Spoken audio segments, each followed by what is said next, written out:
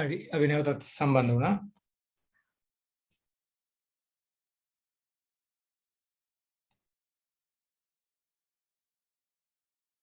එතකොට දැන් අපි අර කලින් කිව්ව එකක් ගැන නැවත සාකච්ඡා කරනවා. මොකද්ද සමාජ විද්‍යා පරිශ්‍රණ වල ගති ලක්ෂණ. දැන් අපි මෙතෙන්දි කරන්නේ මේ පුස්තකාල හා තොරතුරු විද්‍යාවට සම්බන්ධ පරිශ්‍රණ. දැන් අපේ ඔය ව්‍යාපෘතියත් අතරම පුස්තකාල හා තොරතුරු විද්‍යාවට සම්බන්ධ පරිශ්‍රණයක්. එතකොට මේ රිසර්ච් කියන වචනේ පරිශ්‍රණ රිසර්ච් කියන වචනේ ඇවිල්ලා තියෙන්නේ මේ වචන දෙකක් එක්ක අහුවෙලා. ඒක రీ අනිත් එක සර්ච්. రీ කියන එක තමයි මේ පෙර වචනේ පසු වචනේ තමයි සර්ච්. එතකොට මේ මුල් වචනේ ඒ අර්ථ දීලා තියෙන්නේ නැත්නම් විස්තර කරලා තියෙන්නේ මේ සර්ච් කියන එක හොයනවා කියන එක නැවත සෙවීම. රිසර්ච් නැවත සෙවීම. ඒ කියන්නේ කලින් කෙනෙක් හොයාගත්ත දෙයක් අපි මේක තවදුරටත් තහවුරු කරගන්න ඕන.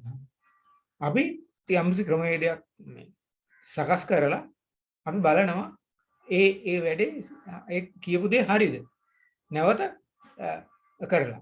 දැන් ඔයගොල්ලෝ දන්නවා ඇති මේ යම් අහම්බෙන් සිද්ධ වෙච්ච සිද්ධියක් නෑ ආග මිනිස් හොයාගත්ත මේ අර තෙරපුම් නියමේ. ඒ කියන්නේ අපි මේ යම්කිසි ද්‍රව්‍යයක් ඝන ද්‍රව්‍යයක් වතුරේ ගිල්ලුවාම ඒ ගිල්ලුවේකේ බරට සමාන බරක් මේ අහකට යනවා කියලා.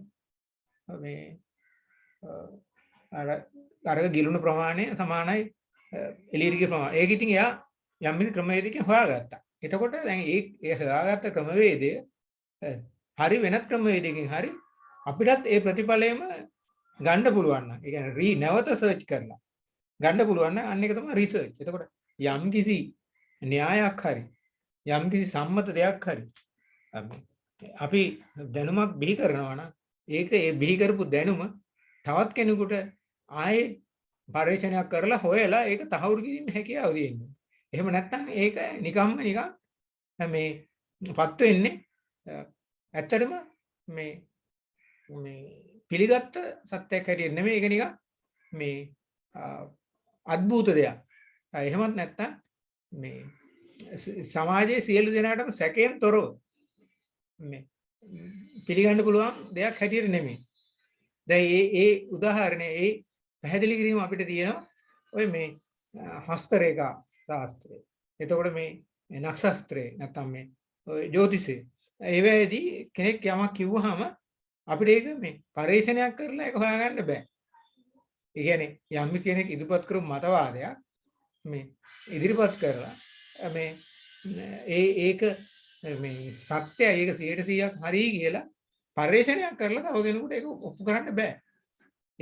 යම් පරීක්ෂණ කරලා යම් මේ ආසන්න මේ තැන් වලට ඇවිල්ලා තියෙනවා. නමුත් දැන් ඒවා විද්‍යාවන් හැටියට දිනු කරගන්න බැරි ඒවා නිකන් গুপ্ত විද්‍යාවනේ වඩ කියන්නේ. গুপ্ত විද්‍යාවන් බවටපත් වෙලා තියෙන්නේ ඒවා සොයාගත්ත යම් මූලධර්ම තියරිස් ඒවා මේ තව කෙනෙකුට ඔප්පු කරන්න බෑ.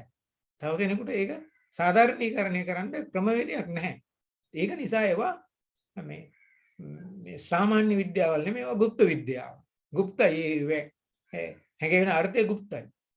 එතකොට මේ ඒක නිසා අපි ඒවා පැත්තකට දාලා තියෙනවා. නැත්නම් ඒවා පරිශන කරලා ඔප්පු කරන්න බෑ කියන. සමහර අය පිළිගන්නවා, සමහර අය පිළිගන්නේ නැහැ.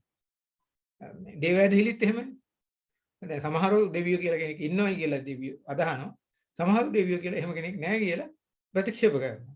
ඔප්පු කරන්න විදිහක් නැහැ. පරිශනයක් කරලා හොයාගන්න බෑ. නමුත් මේ සමාජ විද්‍යාව මේ අපි ඉගෙන ගන්න විෂය අපි කෙනෙක් යම්කිසි නිගමනයකට ආවොත් පරීක්ෂණයක් කරලා එතකොට ඒක තව කෙනෙකුට එම ක්‍රමවේදයේ හරි වෙනත් ක්‍රමවේදයක් තමුන් හදාගත්ත ක්‍රමවේදයක් හරි යොදලා ඒ පරිශ්‍රණය ආපු නිගමනය අපිට තහවුරු කරන්න පුළුවන්කම තියෙනවා. ඒකයි ඒවා මේ අපිට හරියටම මේ බැරි හරියටම පුළුවන් වෙන්නේ සමාජ විද්‍යාත්මක දේවල් ඒවා 100ක් නිවැරදි කියලා. දැන් විද්‍යාවෙත් තියෙන සමහර දේවල් අපිට මේ පරීක්ෂණයක් කරලා ඔප්පු කරන්න බැරි ඒවා. දැන් චාල්ස් ඩාවින් කිව්වනේ මිනිසා පැවතෙන්නේ වඳුරාගෙන් කියලා වානරයෙක්ගෙන් කියලා. නමුත් ඒක මේ පරීක්ෂණයක් කරලා කෙනෙකුට ඔප්පු කරන්න මේ එහෙම සාක්ෂි නැහැ. ඒක නිසා අපිට ඒවා කෙලින්ම 100ක් හරි කියලා පිළිගන්න බෑ. පෘථිවිය ගෝලාකාරයි කියලා කවුරු හරි විද්‍යාඥයෙක් කිව්වන් පස්සේ අනිත් විද්‍යාඥයෝ නොයෙකුත් ක්‍රමවේද පාවිච්චි කරලා ඒක සත්‍යද කියලා බැලුවා. එයා පාවිච්චි කරපු ක්‍රමවේද වෙනත් ක්‍රමවේද පාවිච්චි කරලා බැලුවා. බලපුවම හරි. ඒක එතකොට මේ සත්‍යයක් හැටියට මූල ධර්මයක් හැටියට මිනිස්සු පිළිගත්තා. මේ ලෝකේ ගෝලාකාරයි. ඒක මේ මූලික වශයෙන් ඒක පිළිගැනීමකට ලක් වුණා. ඔය විදිහට මේ පරිශන කියන ඒවා මේ කෙනෙක් නැවත කරලා කවුරු හරි කෙනෙක් කරපු දෙයක් නැවත කරලා තමුණු ඒ පිළිබඳව මේ ඒ කරපු ක්‍රමවේදය ඒ සඳහා එයා මේ තියෙන එක මේ යම් තත්ත්ව conditions ඒ conditions යටතේ තමයි අපි පරිශන කරන්නේ. ඒ කියන්නේ සමහර ලාවට වායු ගෝලීය උෂ්ණත්වය.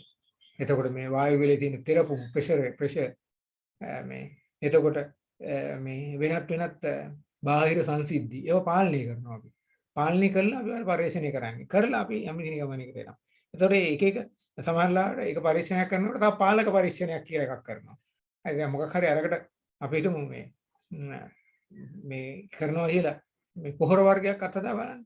එතකොට එකම අනිත් කොන්දේසි හැම එකක්ම එකයි. අනිත් තත්ත්වයන් හැම එකක්ම එකයි. පොහොර යොදන ප්‍රමාණය වෙනස් කරනවා ගස් දෙකක. යොදලා බලනවා පොහොර මේ වැඩියෙන් යොදපු කොහොමද අඩුවෙන් යොදපු කොහොමද? අපිට ගහකට යොදන්න ඕන පොහොර ප්‍රමාණය තීරණය කරනොත් අපිට ඒ ක්‍රමයට යොදා ගන්න ඕන. ගස් පහක් තෝර ගන්නවා. එකකට ග්‍රෑම් 50ක් දානවා, අනිකට 100ක් දානවා, අනිකට 150ක් දානවා, අනිකට 200ක්. ඔය විදිහට දානවා. බලනවා අපිට බලන්න පුළුවන් නම් අපිට හොයා ගන්න පුළුවන් නම් මේ උපරිම බලදාවක් ලැබෙන්න මේ 150 ප්‍රමාණවත්. නැත්නම් 200ක් ඕනද? නැත්නම් 250ක් ඕනද? අර විදිහට පාලක පරීක්ෂණ සහිතව අර පරීක්ෂණය කළාම අවසානයේදී අපිට මේ යම්කිසි නිගමනයකට එන්න පුළුවන්. ඉතින් මේ පරිශන කියන ඒවා මේ ඇත්තටම මේ ඊටාත්ම වැදගත්. දැන් ලෝකේ යම්කිසි විදිහක මේ ප්‍රගතියක් හැම ශාස්ත්‍රයකම ප්‍රගතියක් ඇති වෙලා තියෙනවා නම් ඒ ඇති වෙලා තියෙන්නේ පරිශන වලින්. ඒකයි පුස්තකාල මේ විද්‍යාවට සම්බන්ධ. නැත්තම් මේ පුස්තකාල වෘත්තිය හදාරන මේ ඕගොල්ලන්ගෙන බලාපොරොත්තු වෙන්නේ අනාගතයේදී පරිශන කරන්න. දැන් ඕගොල්ලෝ මේ විභාගයෙන් පස්සේ ඕගොල්ලෝ වෘත්තීය පුස්තකාලාධිපතිවරුන් බවට පත් වෙනවා. එතකොට ඊට පස්සේ බලාපොරොත්තු වෙනවා මේ ක්ෂේත්‍රයේ ප්‍රගතියක් ඇති වෙන්න නම් අනිවාර්යෙන් මේ ක්ෂේත්‍රේ පරිශන කරන්න ඕන ඕගොල්ලෝ. ඒ කියන්නේ ඕගොල්ලන්ට මේ පුස්තකාලයට එන කෙනෙකුට පොතක් නිකුත් කරලා. එහෙම නැත්නම් අලුතෙන් පොතක් ප්‍රකාශයටපත් වුණා කියපියන් පස්සේ ඒක මේ සොස්සාපුවේ ගිහිල්ලා ගෙනල්ලා ඕක අර මේ සාමාන්‍යයෙන් අපි කරන වර්ගීකරණේ සූචිකරණේ ඔය සීල් ගහිලි ඔක්කොම කරලා ඔය රාක්කයට දාන්න. ඕක නෙමෙයි පුස්තකාල විද්‍යාව කියන්නේ. පුස්තකාල විද්‍යාව කියන්නේ අපි පරිශන කරලා ඉදිරියට ගෙන යා යුතු යම්කිසි ශාස්ත්‍රයක්. දැන් ඕලට හොඳට පැහැදිලිනේ. මේ ශ්‍රී ලංකාවේ මේ ජ්‍යොතිෂ ශාස්ත්‍රය අර තිබුණට වඩා දැන් පිළිහිලා.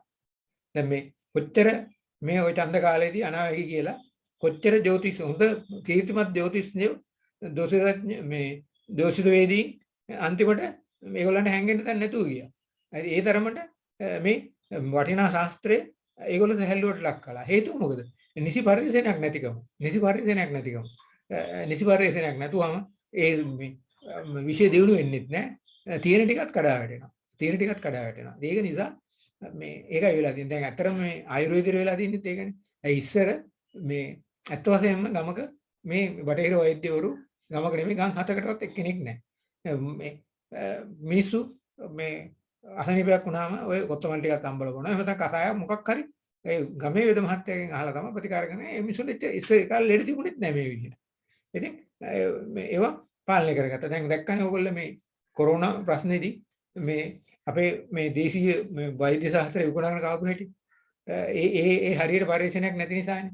හරියට පරිශීලන තිබුණා නම් අර මේ හතු වගේ මේ ඉපදිච්ච බිහි වෙච්ච ඔය මේ බොරු වෛද්‍යවරු පැත්තකට විසි කරලා ඒගොල්ලන් අහකට දාලා නියම වෛද්‍ය දේශීය වෛද්‍යවරුන්ට ඉදිරිපත් වෙලා දේශීය ඖෂධයක් මේ නියම දේශීය ඖෂධයක් නිපදෙව්වා.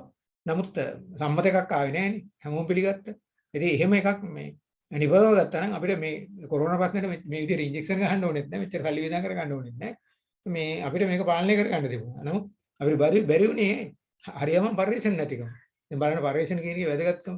ඉතින් මේ බටහිර මේ වෛද්‍ය විද්‍යාවේ නිතරම පරිශ්‍රණ කරනවා. නිතරම අලුත් දේවල් හොයාගන්න. මේ දැක්කනේ ඉතින් ওই ටිකට හදපු මේ කොරෝනා ඉන්ජෙක්ෂන් වර්ග ප්‍රමාණය. ඉතින් මේ බටහිර වෛද්‍ය විද්‍යාව මේ හැම දෙයකම මේ පැය 24ක් පරිශ්‍රණ කරනවා. ඒ විද්‍යාඥයෝ. කරලා මේ විෂය දියුණු කරගෙන යනවා. ඉතින් අපිත් මේ පුස්තකාල විද්‍යාව ඉදිරියට ගෙනියන්න ඕන. නැත්තම් මේකත් නිකන් අර ජ්‍යොතිෂය එහෙම නැත්තම් මේ හස්තරේඛා රාත්‍රිය වගේ අන්තිමට වැදගම්මකට නැති මේ විෂයක් බවට පත් වේ. ඒ අපේ වගකීමක්. මේ විෂය මේ ශාස්ත්‍රයේ මේ රටේ විතරක් නෙමෙයි වෙනත් රටවලත් ඉදිරිපත් වෙලා මේ විෂය කියන්නේ මේ අත් වශයෙන්ම ශාස්ත්‍රීය විෂයක් හොඳ ශාස්ත්‍රීය විෂයක් මේක දිනු කර යුතුයි කියන මේ ඒකායන පරමාර්ථය මේ සියලුම පුස්තකාලාධිපතිවරුන් තුළ තියෙන්න ඕනේ.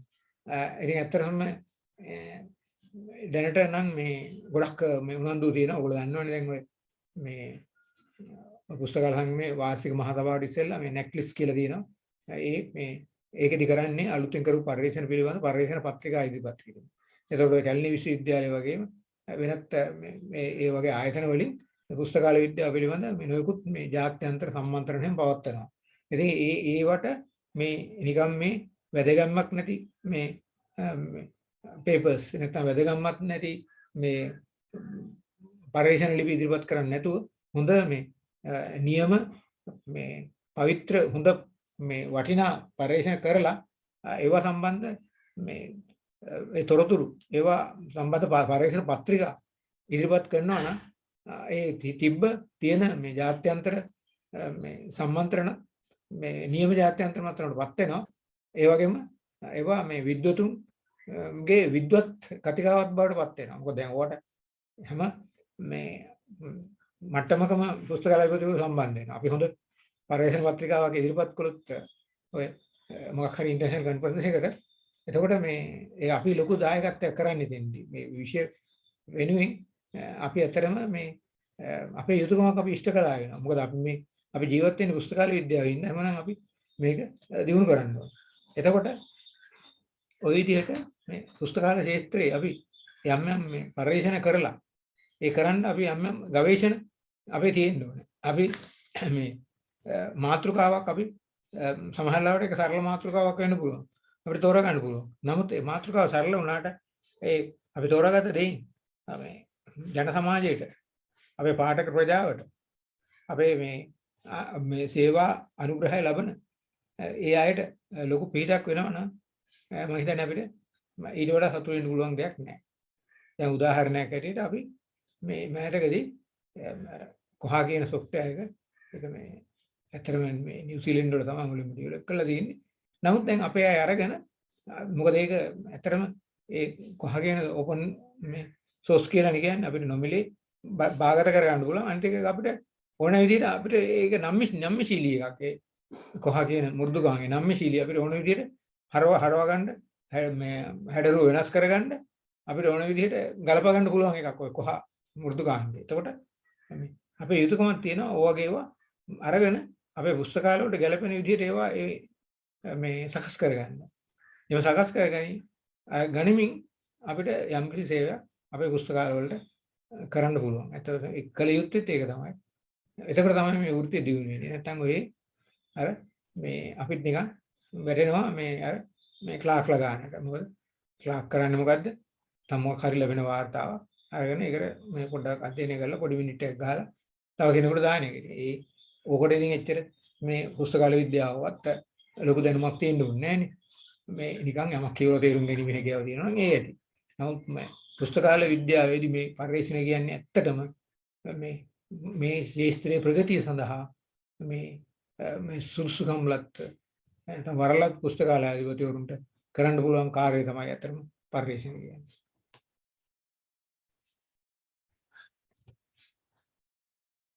එතකොට මේ නෝට් එකේ පැහැදිලි කරලා තියෙනවා මේ පරිශ්‍රණයකදී ඒ පරිශ්‍රණයේ සිදු කරන තත්ත්වයන්. ඒ වගේම සිදුවන සිදුවීම් විස්තර කරන්න ඕනේ. සමාජ විද්‍යාත්මක විස්තර කිරීමකදී විස්තර කිරීමේ තත්ත්වය සහ සාධාරණීකරණය කිරීමේ හැකියාව වැදගත් වන ලක්ෂණ දෙකකින් අධ්‍යයනය කරනු ලබන ජනගහනයේ හෝ සංසිද්ධියේ ගති ලක්ෂණ මැනීම වාර්තා කරන ලෙස විස්තර කිරීම හැඳින්විය හැකියි. දැන් අපිට පුළුවන් මේ අපි පරිශ්‍රණයක් කරනකොට ඒ තත්ත්වයන් අපිට විස්තර කරන්න.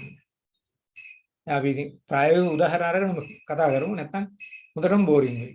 දැන් කොහා මෘදුකාංගේ ගත්තන් පස්සේ අපි ඒ සමහර මේ අය හුරු ඇති සමහර අයට මොකද දැන් ඔය මේ විද්‍යුත් විශ්වවිද්‍යාලයෙන් මේ සබාසූරිය ප්‍රොමෝට් කරනවානේ. එතකොට හර්ෂබාසූරිය. එතකොට මේ ඕක ඇත්තටම දැන් මේ යම් කිසි මේ ඕක ප්‍රයෝජනෙට ගන්න නම් අපි ওই පිළිබඳව මේ නිසි අධ්‍යයනයක් කරලා සුසු ආයතාව සකස් කරන්න. මොකද අපි කවදාවත් අපේ මැනේජ්මන්ට් එකට කිව්වට අපිට මේ කොහා සොෆ්ට්වෙයාර් එක ගන්න ඕනේ කියලා ඒගොල්ලෝ උඩින් බලයි. මේ සමහරවිට hina වෙන්නත් පුළුවන්.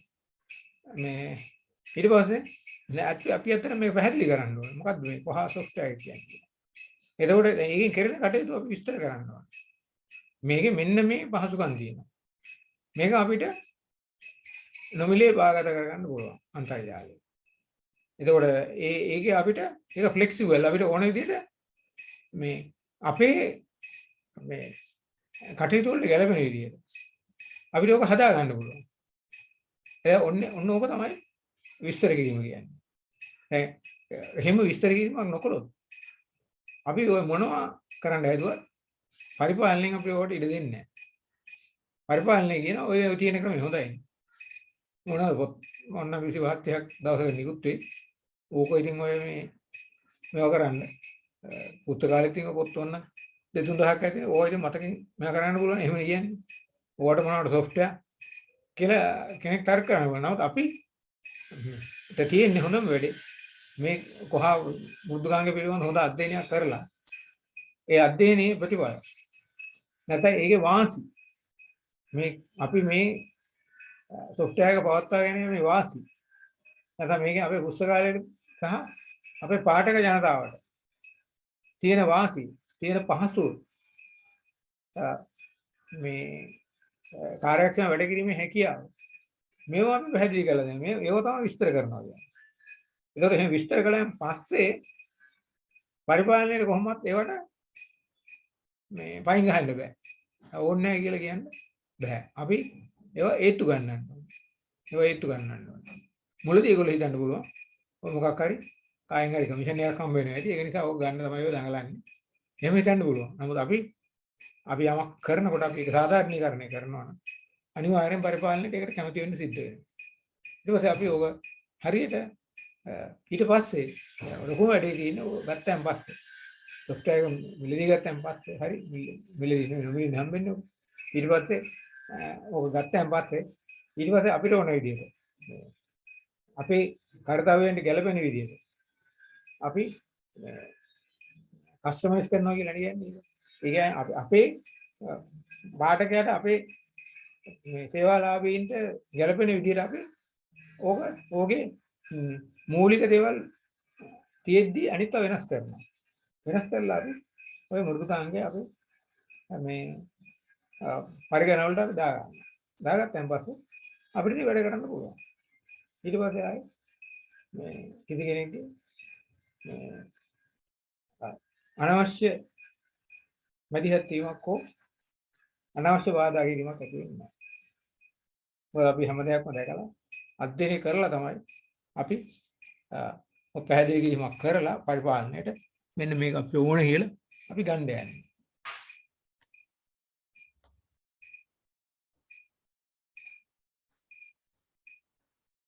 ඕන වෙලාවක මේක නවත්තලා ඕගොල්ලන්ගේ ප්‍රශ්න තියෙනවා අහන්න.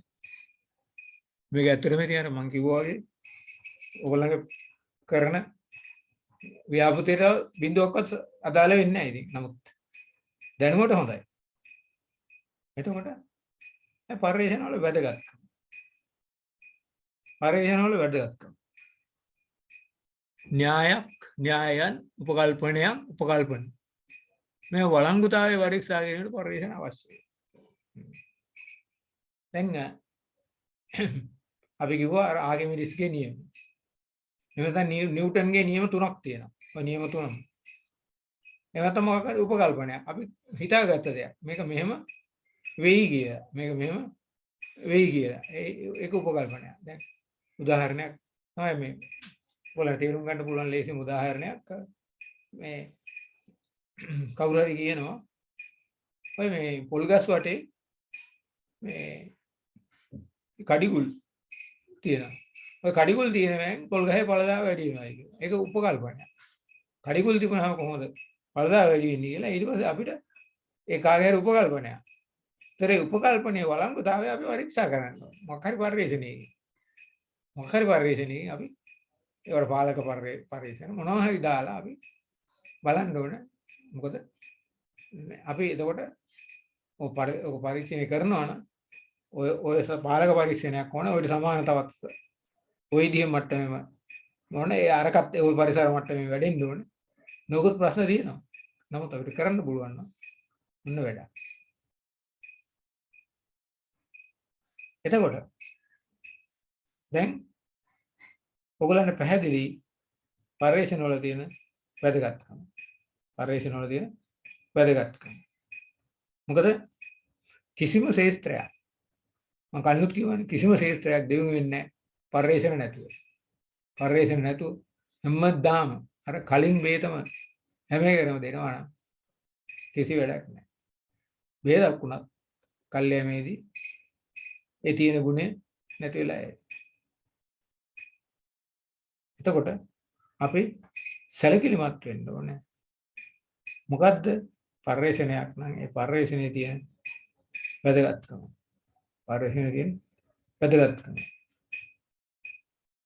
එතකොට ওই විදිහට අපි පරිශ්‍රණ වල තියෙන වැදගත්කම සාකච්ඡා කරමින් යනකොට අපිට තවත් වර්ග දෙකක් හම්බ වෙනවා. තවත් නෙමෙයි.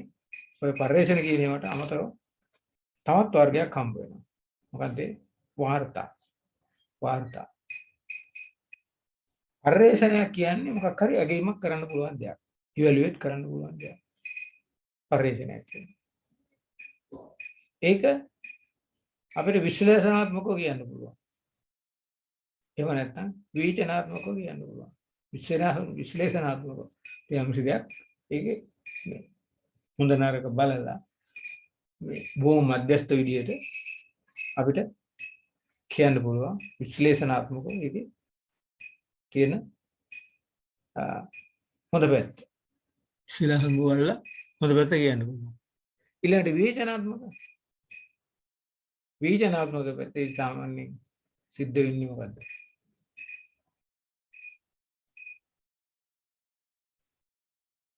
එතකොට මොකද්ද ඔකේ තියෙන හොඳ පැත්ත? ඒ විදිහට අපි බලාගෙන යනවා.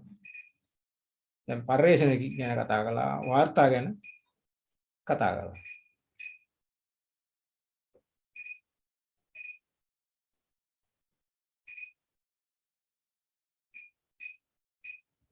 එතකොට මෙතන කියනවා මොකද්ද?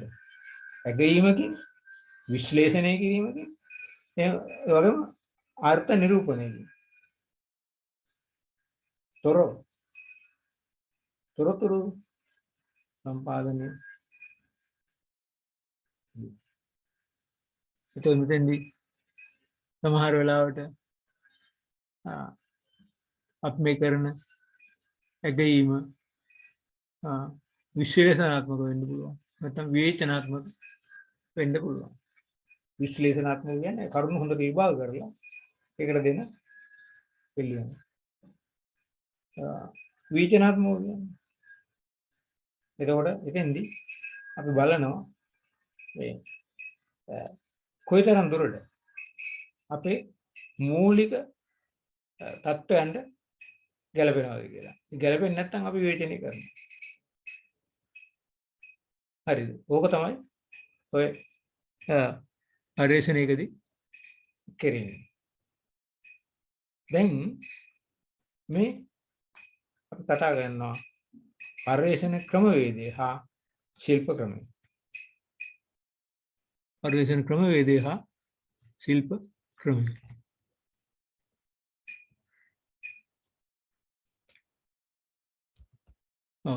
පරිශ්‍රණ ක්‍රමවේදය හා ශිල්ප ක්‍රමය. ක්‍රම කියන එකට අපි කියන්නේ methods. ක්‍රමවේදය කියන එකට ඉංග්‍රීසි පාවිච්චි කරන්නේ methodology. එතකොට මේක සමහරු මේ වචන දෙකත් වරද්ද ගන්නවා. මේ වචන දෙකත් මාරුවට පටලවාගෙන දානවා. මේ ක්‍රම කියන එක දානවා ක්‍රම වේදේ. ක්‍රම වේදේ කියන එකට ක්‍රම කියලා දානවා. ඒ විදිහට පටලවලක් තියෙනවා මේක.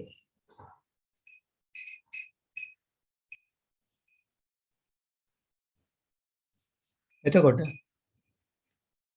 අපි කිව්වා ක්‍රම සහ ක්‍රමවේදී. අමාරු මේක මාරුවෙන් මාරුවට භාවිත කරනවා. එක සැරයක් දානවා ක්‍රමය කියලා, එක සැරයක් දානවා ක්‍රමවේදී කියලා. තේරෙන්නේ නැහැ මොකක්ද හරි කියලා. පළවෙනි එකට දානවා ක්‍රමවේදී කියලා, දෙවෙනි එකට ක්‍රම කියලා දානවා. තුන්වෙනි එකට ආයේ හරි කලින් දෙවෙනි එකට ක්‍රමවේදී දැම්මම තුන්වෙනි එකට දාන්න බෑනේ. හතරවෙනි එකට දානවා. ඒ විදිහට ඕක අපිට මාරු වෙවි ඉස්සරහටම යන්න පුළුවන්. වැඩි ඉනියන්න පුළුවන් ඉස්සරහට.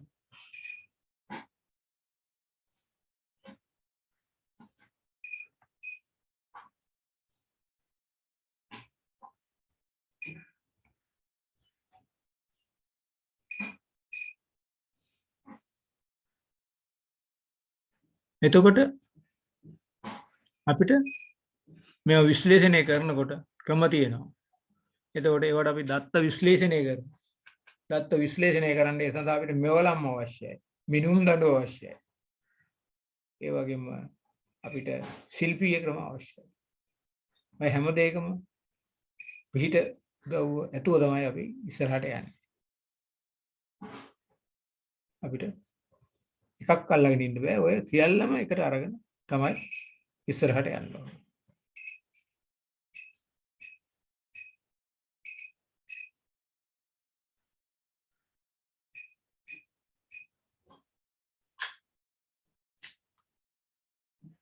ඊළඟට පරිශ්‍රණ ක්‍රමවේදයේ ඇති වැදගත්කම. ක්‍රමවේදී අපිගේ මෙතඩොලොජි කියන්නේ. මෙතඩොලොජි එකේ තියෙන වැදගත්කම. පොදු ප්‍රශ්න හා මතවාද ගවේෂණය. අපි මේක තව වෙන 10කින් අවසන් වෙනවා. අපි හැමතිස්සෙම හැම දෙයකටම යොමු වෙන්නේ පොදු ප්‍රශ්නයක් ඉස්සරහට දාගෙන. පොදු ප්‍රශ්නයක් ඉස්සරහට දාගෙන තමයි අපි හැම එකටම පිවිසෙන්නේ, එළවෙන්නේ. ඒ කියන්නේ ඇත්තටම අපේ පුද්ගලික ප්‍රශ්න ගැටලු තිබුණත් අපි ඒවා පැත්තකට දාලා පොදු ප්‍රශ්න මතවාද ඒවත් ඉස්සරහට අරන් තමයි යන්නේ. දැන් අපි හිතමු අපිට හේතුවක් නිසා හොඳටම දැන් ගෑස් එක වැඩි වෙලා. දැන් අපිට හරි අමාරුයි. නමුත් පොදු ප්‍රශ්නයක් තියෙනවා. අපිට ඉන්ධන නැහැ. නැත්නම් ගෙදර වාහනේ දුවන්න ඉන්ධන නැහැ. අපි නවතර අපේ අර මේ පෞද්ගලික ප්‍රශ්නේ අපි අමතක කරලා පැත්තකට දාලා පොදු ප්‍රශ්නේ ඒක ගවේෂණය කරන්න අපි යන්නේ. ඒකට විසඳුමක් දෙන්න අපි යන්නේ. එතකොට මේ අපි කවදාවත් අපේ මේ පෞද්ගලික දේවල් අපි ඉස්සරහට ගන්න නැහැ. අපි පොදු ප්‍රශ්න ඉස්සරහට දාගෙන ඒවා ගවේෂණය කරන්න තමයි අපි ඉදිරිපත් වෙන්නේ. ගවේෂණය කරලා ඉතරක් නෙමෙයි විශ්ලේෂණයත් කරනවා. ගවේෂණය කරලා නවතින්නේ නැහැ අපි විශ්ලේෂණයත් කරනවා. එතකොට ඒක තමයි මේ පරිශ්‍රණ ක්‍රමවේදයේ තියෙන වැදගත්කම. අපි අපේ මේ පුද්ගලික දේවල් ගැන අපි හිතන්නේ නැහැ. අපේ පෞද්ගලික ප්‍රශ්න නෙමෙයි අපි ඉස්සරහට දාන්නේ පොදු ප්‍රශ්න. ඒවට අපි පරිවර්තන ක්‍රමවේද අපි හොයනවා. පරිවර්තන ක්‍රමවේද හොයනවා. හොයලා අපි ඒ අනුගමනය කරලා ඒකට විසඳුම් දෙන්නයි අපේ උවමනාව තියෙන්නේ. පොදු ප්‍රශ්න අපි මේ පොදු ප්‍රශ්න ඉදිරියට දාලා පෞද්ගලික ප්‍රශ්න පැත්තකට දාලා. අපි පුස්තකාල විද්‍යාවෙත් කරන්නේ ඒකයි. අපි පුස්තකාල ක්ෂේත්‍රයට නැත්නම් පුස්තකාල වේදයට ඒ වගේම තොරතුරු විද්‍යාවට සම්බන්ධ ඒ පරිවර්තන ලිපි මොනවද කියලා හොයනවා. මොකද පුද්ගලික කවදාවත් තියන්නේ නැහැ. ඒ පුද්ගලිකයෙන් බලාපොරොත්තු වෙන්න බෑ. මොන එයායි විශේෂ දැඩි ඇල්මක් තියෙන දැඩි ආකර්ෂණයක් ලබාගෙන තියෙන පුද්ගලික නම් අනිත ඔක්කොම පැත්තකට දාලා එයා ඒ වැඩේ ගැන එයා ඇල්මක් දක්වනවා. එහෙම අය ඕලන්ට සමාජයේ හම්බෙලා ඇති. යම් කිසි මේ එක දෙයක් ඉලක්ක කරගෙන අනික් වැඩ තේරම් පැත්තකට දාලා ඒක අල්ලගෙන ඉන්නවා.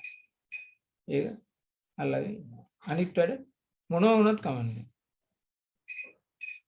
නමුත් අපි මේ සමාජයක් හැටියට ගත්තාම අපිට එහෙම අපිට ඕන විදිහට අපිට ඒක කටයුතු කරන්න බෑ. අපි මේ සමාජයේ ඉන්නවනම් අපි සමාජයට ගැළපෙන විදිහට අපි හැසිරෙන්න ඕනේ. ඒතර අපි මොනවා හරි පරිශ්‍රණයක් කරනවා නම් ඒකත් සමාජයට බලදායි සමාජයට ගැළපෙන සමාජයට ඕනම වෙච්ච දෙයක් තමයි අපි අල්ලගන්නේ. අපේ කැමැත්තට අපේ රුචියට අපි ඒව තෝරගන්න යන්නේ නැහැ. අපි කියන්නේ කෙලින්ම අනිත් අයව සම්බන්ධ කරගන්න කියලා.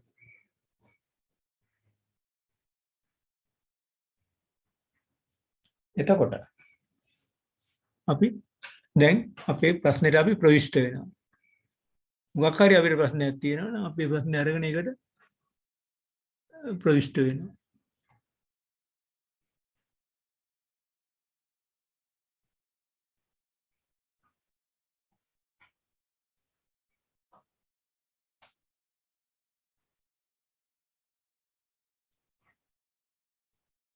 විනාඩි 5ක් තියෙනවා නේද? එතකොට දැන් අපි පුස්තකාල හා තොරතුරු විද්‍යාවට සම්බන්ධ පරිශ්‍රණ අපි පවත්වනවා නම් දැන් ඇත්තටම පුස්තකාල විද්‍යාව සංග්‍රහාවක් අපි නිකුත් කරනවා නම් ඒකේ තියෙන්න ඕනේ පුස්තකාල විද්‍යාව ශාස්ත්‍රයේ මෑතකදී කරපු පරිශ්‍රණ. නැතු වෙන මොනවද ගන්නද? සංග්‍රහාවක් නම් ඒ සංග්‍රහාව විද්වත් සංග්‍රහාවක් නම් අනිවාර්යයෙන් ඒක ඇතුළත් වෙන්න ඕනේ මේ ශාස්ත්‍රයේ ප්‍රවීණයෝ මෑතකදී කරපු පරිශ්‍රණ. මෑතකදී කරපු පරිශ්‍රණ. ඒතර ඒවා සමහර වෙලාවට මේ සමාජමය මාතෘකාව වෙන්න පුළුවන්. පුස්තකාල ශාස්ත්‍රයේ දීලා ඉන්න එකේ රැකියා තෘප්තිය. පුස්තකාල විද්‍යා පුස්තකාල පාඨකයන්ගේ පාඨක රුචිය වැඩි කරවීම පිළිබඳ පරිශ්‍රණ. ඒ වගේ මොනවා හරි ශාස්ත්‍රයේ ප්‍රගතිය සඳහා නැත්නම් ශාස්ත්‍රයේ උන්නතිය සඳහා හේතු සාධක වෙන දේවල් උඩ තමයි පරිශ්‍රණ කරන්නේ. මොකක් හරි පරිශ්‍රණ කරන්න ඕන මොනවද? ඒ ශාස්ත්‍රයේ ප්‍රගතිය උදෙසා. ඒ අපි තෝරාගත්ත පුස්තකාල විද්‍යාව පුස්තකාල විද්‍යාව ඒ ශාස්ත්‍රයේ ප්‍රගතිය උදෙසා, ඒ ශාස්ත්‍රයේ වර්ධනය උදෙසා, ඒ ශාස්ත්‍රයේ පැවැත්ම උදෙසා අපි මොනවද කළ යුත්තේ? අන්න ඒක තමයි ප්‍රවිෂ්ඨය. වෙන මොනවා කළත් ඒක වැඩක් නැහැ. අපි අර තෝරාගත්ත ශාස්ත්‍රයේ උන්නතිය, ප්‍රගතිය සහ පැවැත්ම සඳහායි අපි පරිශ්‍රණය කරන්නේ. අපි අපේ මේ පුස්තකාල ක්ෂේත්‍රයේ පැවැත්ම සඳහා පරිශ්‍රණ නොකළොත් මොකද වෙන්නේ? මේකත් නිකන් අර මල භාෂාවක් බවට පත් වෙනවා. හරියට නිකන් අර පාලි සංස්කෘත වගේ. දැන් කවුරුත් කතා කරන්නේ නැහැ පාලි සංස්කෘත. තියෙන ගාතාවක් ඔය සිංහලට පෙරලා ගන්න ඕන නම් ඔන්න එතකොට තමයි බලන්නේ මොකද්ද මේකේ තේරුම කියලා. නැත්තම් කතා කරන්නේ නැහැ මිනිස්සු. ඒ අලුතෙන් සාහිත්‍ය බිහි වෙන්නේ නැහැ. පොත්පත් ලියන්නේ නැහැ නේ කවුරුත් පාලි භාෂාවෙන්. කවුරුත් සංස්කෘත භාෂාවෙන් පොත්පත් ලියන්නේ නැහැ නේ. අලුත් දෙයක් බිහි වෙන්නේ නැහැ.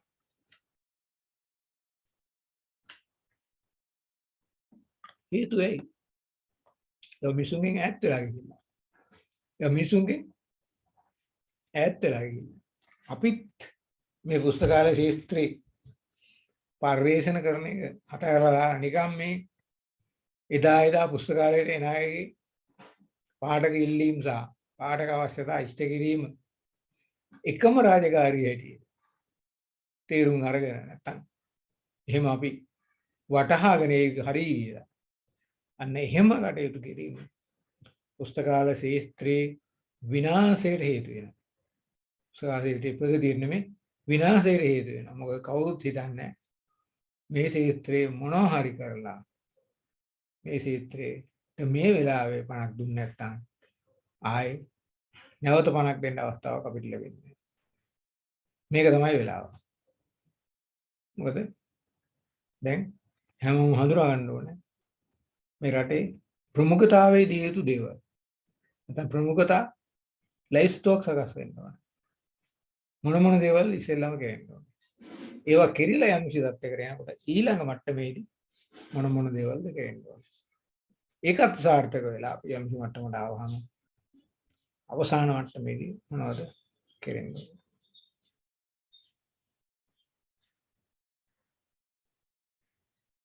එතකොට අපි තව විනාඩියකට අඩු කාලයක් තියෙනවා.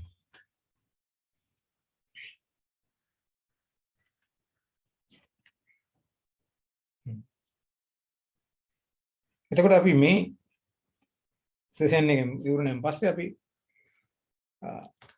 තව සෙෂන් එකක් කරලා ඉවර කරමු. මට මූලික අවබෝධයක් ඔයගොල්ලන්ට දෙන්න පුළුවන්. එතකොට ඔයගොල්ලන්ට පැහැදිලි මේක ඔයගොල්ලන්ගේ මේ විශේෂ ක්ෂේත්‍රේ නැත්නම් මේ ඔයගොල්ලෝ දැන් මේ ඉන්න ඔයගොල්ලෝ මේ ඔයගොල්ලන්ගේ අනාගත මේ අනාගත සුරක්ෂිතතාව ඇති කරන වෘත්තිය මේක. ඒකේ ඉඳගෙන ඒක දියුණු කරන්න ඔයගොල්ලෝ දරන උත්සාහයක් තමයි මේ පරිශ්‍රණය කියන්නේ. එතකොට ඒ සඳහා අපි මොනවද කරන්න ඕන? ඇත්තටම අපේ දායකත්වය මොකක්ද? අපේ කැපවීම මොකක්ද? සැබෑ පුස්තකාලයදීවතුන් හැටියට අපි මොකද්ද කරන්න ඕනේ? කොහොමද අපි මේකට ප්‍රවිෂ්ඨ වෙන්න ඕනේ? අනේ ඒකයි මෙතෙන්දී අපිට සාකච්ඡා කරන්න වෙන්නේ. එතකොට දැන් අපි